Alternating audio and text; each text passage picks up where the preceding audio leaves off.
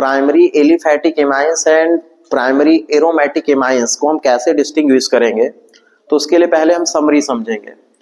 यदि aliphatic primary amine given है और क्या गिवन है, एरोमेटिक प्राइमरी एमाइन, तो दोनों को डिस्टिंग्विश किस टेस्ट से हम कर सकते हैं, क्योंकि कार्बन एमाइन टेस्ट जो है दोनों एमाइंस जो है गिवन करते हैं, लेकिन हमको किसको डिस्टिंग्विश करना है, तो उसके लिए क्या करेंगे। देखिए एलिफैटिक प्राइमरी एमाइन हम किसको बोलते हैं, C2H5NH2 है, जैसे एरोमेटिक हम किसको बोलते हैं, तो C6H5NH2 है। यहाँ पे राइट है C6H5CH2NH2, तो ये एलिफैटिक है, एरोमेटिक नहीं है, क्योंकि NH2 जो है डायरेक्टली अटैच एरोमेटिक रिंग से नहीं है। तो अब देखिए दोनों को डिस्टिंग्विश करना है, तो हम लोग क्या करेंगे, इनकी रिएक्शन हम कराते हैं किससे, नाइट्रस एसिड के साथ। एलिफैटिक प्राइमरी एमाइन को हम डिस्टिंग्विश कर रहे हैं किससे, एरोमेटिक प्राइमरी एमाइन से। यहाँ पे एलिफैटिक है और ये क्या है, एरोमेटिक है, तो दोनों की रिएक्शन हम किसके साथ कर रहे हैं, नाइट्रस एसिड के साथ। तो एलिफैटिक के केस में क्या होता है कि HNO2 से रिएक्शन जब हम कराते हैं तो आपका क्या बनता है, तो नाइट्रस एसिड के साथ जब रिएक्शन हम कराएंगे तो आपका डाइजोनियम सॉल्ट बनेगा, जिसे हाइड्रोलिसिस करने पर एल्कोहल बनता है और कौन सी गैस बाहर निकलती है, नाइट्रोजन गैस। किसके केस में, एलिफैटिक प्राइमरी एमाइन के। एरोमेटिक प्राइमरी एमाइन के केस में क्या होगा, नाइट्रस एसिड के साथ जब रिएक्शन हम कराएंगे तो आपका क्या बनेगा, benzene diazonium salt, benzene diazonium salt. और ये कैसा होता है, स्टेबल होता है। ये स्टेबल होगा तो इसका मीन्स ये है कि यहाँ पे नाइट्रोजन गैस जो है वो इवॉल्व नहीं होगी, मतलब इवोल्यूशन ऑफ नाइट्रोजन मीन्स ये है कि एरोमेटिक एमाइन के केस में रिएक्शन कराने पे नाइट्रस एसिड की, नाइट्रोजन गैस जो है इवॉल्व नहीं होती, मतलब इवोल्यूशन ऑफ नाइट्रोजन गैस यहाँ पे नहीं होगा, क्योंकि बेंजीन डाइजोनियम सॉल्ट जो बनेगा वो स्टेबल होगा। लेकिन इसके केस में क्या है, एलिफैटिक के केस में यहाँ पे नाइट्रोजन गैस जो है इवॉल्व होगी, मतलब इवोल्यूशन ऑफ नाइट्रोजन गैस होगा, लेकिन एरोमेटिक एमाइंस के केस में नाइट्रोजन गैस जो है इवॉल्व नहीं होगी। तो रिएक्शन करके देखते हैं। तो ध्यान से देखिए, यहाँ पे हम राइट कर रहे हैं प्राइमरी एमाइन, मतलब C2H5NH2, इसकी रिएक्शन किसके साथ, NaNO2 प्लस HCl। यदि आप इसको देखेंगे ध्यान से तो ये HNO2 ही है, HNO2।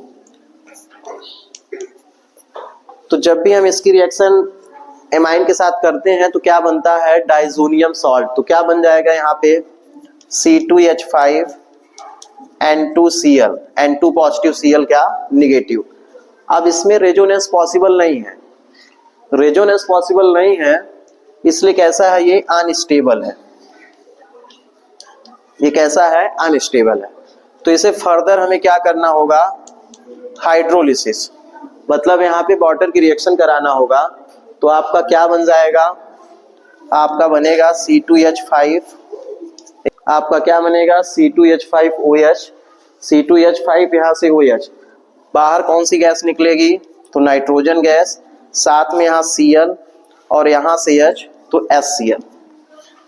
तो एलिफैटिक के केस में क्या हुआ, एलिफैटिक में जब हम HNO2 या नाइट्रस ऑक्साइड, एलिफैटिक एमाइन के केस में, एलिफैटिक एमाइन के केस में जब हम रिएक्शन कराते हैं किसके साथ, नाइट्रस एसिड के साथ, तो कौन सी गैस बाहर निकलती है, एलिफैटिक एमाइन की रिएक्शन हम किसके साथ कर रहे हैं, HNO2 के साथ। तो क्या बनता है आपका पहले क्या बनेगा, डाइजोनियम सॉल्ट बनता है। अब ये अनस्टेबल है, तो इसे हम क्या करेंगे, हाइड्रोलिसिस करेंगे, तो एल्कोहल बनेगा, साथ में कौन सी गैस बाहर निकलेगी, नाइट्रोजन गैस, और क्या बाई प्रोडक्ट में HCl। एलिफैटिक एमाइन जब रिएक्ट करेगा किसके साथ, नाइट्रस एसिड के साथ, तो आपका क्या बनता है, डाइजोनियम सॉल्ट। ये अनस्टेबल होगा, इसलिए हम फिर से इसमें हाइड्रोलिसिस करेंगे फर्दर, मतलब वाटर की रिएक्शन कराएंगे। तो क्या बनेगा, C2H5 यहाँ से OH, HCl बाहर निकल जाएगा, साथ में क्या, नाइट्रोजन गैस इवॉल्व होगी। अब देखिए यहाँ पे हम रिएक्शन किसके साथ करा रहे हैं, एरोमेटिक एमाइन की, NaNO2 प्लस क्या, HCl। तो जब हम इसको हीट करेंगे तो यहाँ पे क्या बन जाएगा, बेंजीन डाइजोनियम क्लोराइड, मतलब N2Cl। बाहर क्या निकल जाएगा, NaCl। साथ में आपका क्या बनेगा, यहाँ पे NaCl आपका बाहर निकल गया है और H2O, यहाँ पे क्या बनेगा, H2O। तो देखिए ये कैसा है, स्टेबल है, और यहाँ पे नाइट्रोजन गैस जो है इवोल्यूशन नहीं हुआ है, तो ये स्टेबल है क्योंकि ड्यू टू रेजोनेंस, यहाँ पे रेजोनेंस पॉसिबल है, इसमें रेजोनेंस पॉसिबल नहीं है, तो ये स्टेबल है, इसलिए इसमें फर्दर हाइड्रोलिसिस नहीं होगा। तो कैसे डिस्टिंग्विश करेंगे, इसमें आप देख रहे हैं नाइट्रोजन गैस का इवोल्यूशन हुआ, इसमें कोई नाइट्रोजन गैस इवॉल्व नहीं हुई या इवोल्यूशन नाइट्रोजन गैस का नहीं हुआ। तो primary aliphatic and aromatic amine को ये डिस्टिंग्विश करना है, तो उसके लिए हम किसकी रिएक्शन करा रहे हैं, हम लोग किसकी रिएक्शन कराएंगे, नाइट्रस एसिड की। तो एलिफैटिक के केस में नाइट्रोजन गैस इवॉल्व होती है और एरोमेटिक के केस में नाइट्रोजन गैस का इवोल्यूशन नहीं होता है।